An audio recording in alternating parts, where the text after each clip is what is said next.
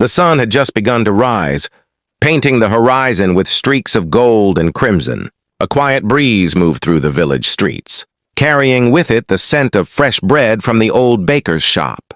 Children, still sleepy-eyed, peeked from their windows, curious about the day ahead.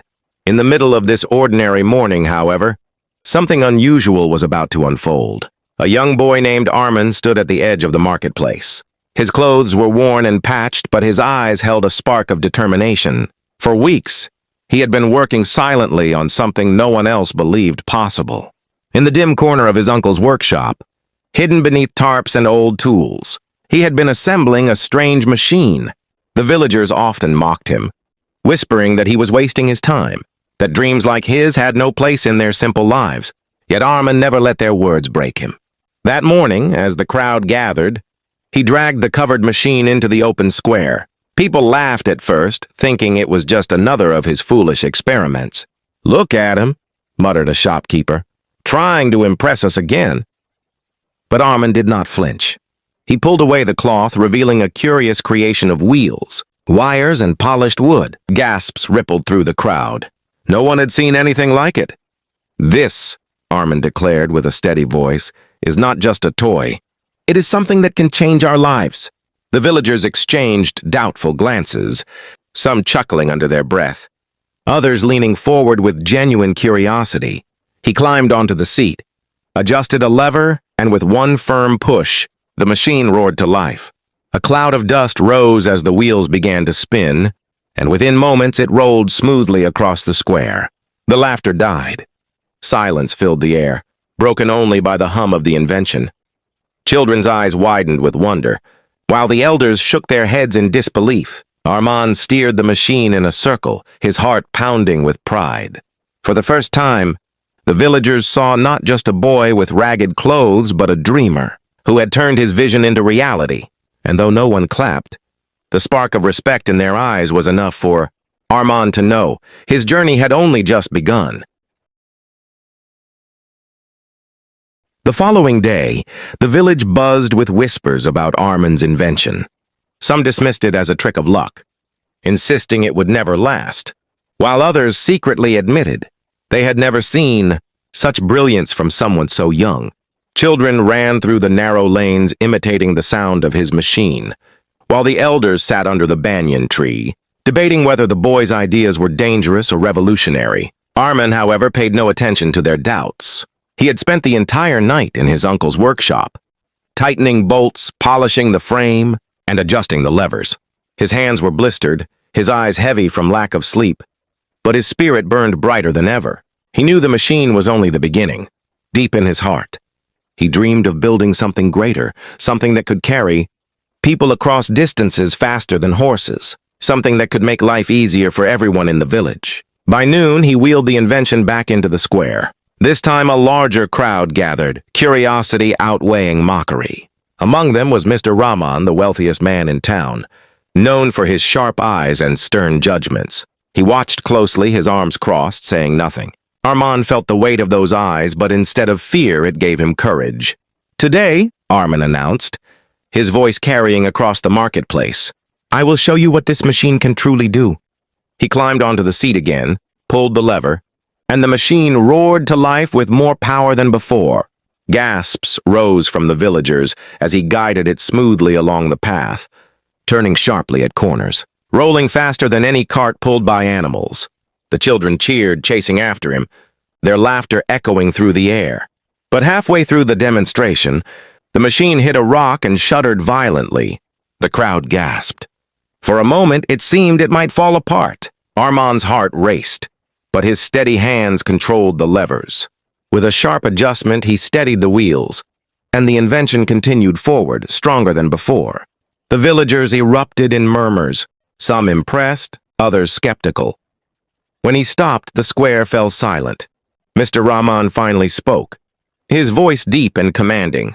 "Boy, you may have built something no one else dared to imagine. But tell me, can this truly serve the people, or is it just a toy for your pride?" Armand lifted his chin, his eyes shining.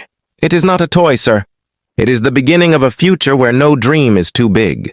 The crowd leaned closer, sensing history was about to be written. The days that followed were unlike anything the village had ever seen. Where once there had been only laughter and doubt, now there was a quiet sense of anticipation. Each evening, people gathered at the square, waiting for Armand to bring out his invention. The children treated him like a hero, while even the skeptical shopkeepers found themselves watching closely, their curiosity slowly overpowering their disbelief. Armand, though, felt the pressure mounting. His machine worked, yes, but it was still fragile. One mistake, one broken piece, and the respect he had just earned could vanish in an instant. He spent long hours in the workshop, oiling the gears, testing the wheels, and sketching new designs on scraps of paper. His uncle, who had once scolded him for wasting time, now silently left food and water by his side. Quietly proud, though he never admitted it aloud. One evening, Mr. Rahman returned to the square, this time with a group of wealthy merchants from nearby towns. Their clothes were fine, their shoes polished, and their eyes filled with skepticism. "Show us," one of them demanded, "if this thing of yours is truly worth our attention." The villagers gathered behind Armand, their whispers carrying a mix of excitement and nervousness. Armand felt his heart pound, but he took a deep breath. "Today," he said firmly, "this machine will carry more than just me. It will carry hope." With that, he invited a young boy from the crowd, a boy with a lame leg who usually struggled to walk, to climb onto the machine beside him. Gasps spread through the crowd as Armand steadied the boy, adjusted the levers, and started the engine.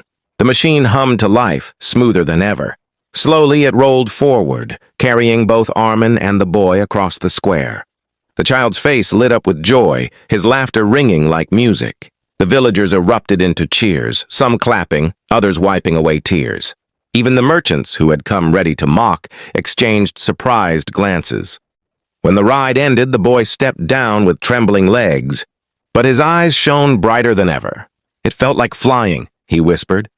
Mr. Rahman's stern face softened for the first time. "Perhaps," he murmured, "this is more than just a toy."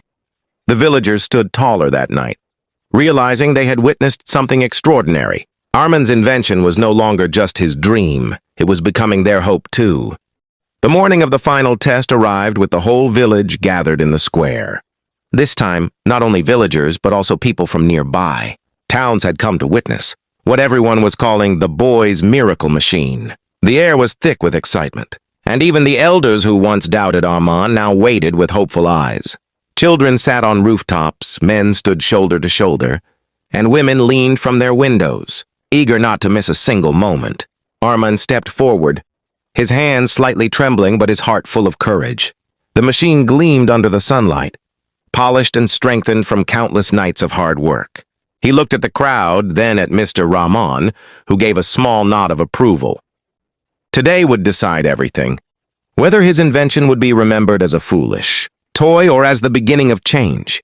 "Today," Armand declared, his voice steady and clear, "I will show you not just a machine, but a future where no dream is too far to reach." The villagers cheered, their voices echoing across the square. He climbed onto the machine, pressed the lever, and with a deep roar, it sprang to life. This time the test was grander. The machine carried not one, but 3 passengers, a farmer, his child, and a basket of goods, rolling smoothly across the path. It sped faster than before, climbed a small slope, and turned with perfect balance. The crowd gasped in awe, their doubt finally replaced by wonder. The once lame boy ran alongside, cheering with all his might, as if he himself had been given wings. When the ride ended, thunderous applause filled the square. Mr. Rahman himself approached Armand, placing a hand on his shoulder. "You have given us more than a machine," he said with rare emotion in his voice. "You have given us hope for tomorrow." Armand smiled, tears brimming in his eyes. For the first time, the boy who had been mocked stood tall, respected and admired by all. The villagers lifted him on their shoulders, chanting his name, celebrating the dreamer who dared to prove them wrong. As the crowd cheered, Armand turned toward the camera that recorded every moment and spoke with gratitude. "Thank you for watching this journey. If this story inspired you, don't forget to like, share, and subscribe to United State Together. Let's keep spreading hope and courage to the world." The machine had carried more than people that day. It had carried an entire village into the future.